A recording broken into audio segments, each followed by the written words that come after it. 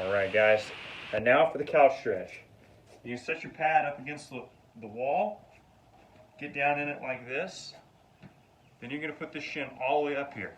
If you're feeling a stretch right here, then this is all you got to do, okay? And you can stay right here if you need be.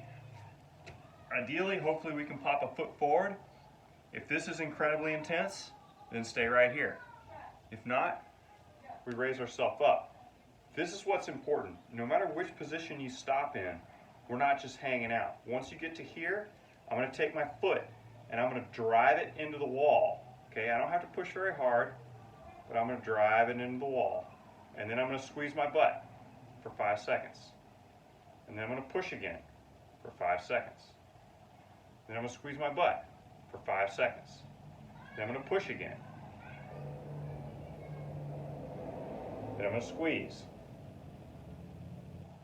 I'm going to do this, and I want you guys just to watch what happens to my back. Okay? You can slowly see me starting to come back.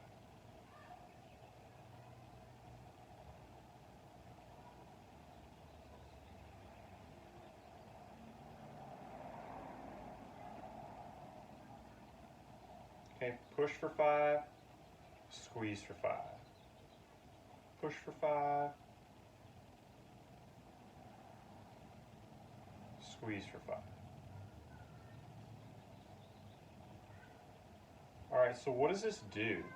When we push, when we contract the muscle that's being stretched, there's an organ in there called the GTO, Golgi tendon organ. It sits in the tendon. Okay, and what that does is it shuts the muscle down. Okay, because the muscle's being stretched and it's trying to contract. You know, in order to keep it from tearing, that's what the brain thinks. So it's going to shut that muscle down, which is going to allow us to get a lot farther into the stretch. When we squeeze our butt, okay, now we're contracting the opposite muscle being stretched. You guys can see how far back, how much farther back I got just from doing that. When we squeeze our butt, okay, we're now contracting the muscle opposite the stretch. Right? That's the muscle spindle. Okay. In order to to squeeze your butt, the brain has to shut down the stretch reflex in that muscle, which is going to allow you to get farther into the stretch.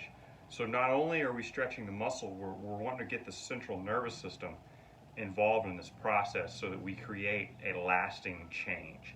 Okay, when we do it this way, not only is it going to work a whole lot faster, it's also not just going to tend to go back. All right, that's all I got. Every day, 10 rounds or 2 minutes, whichever happens first.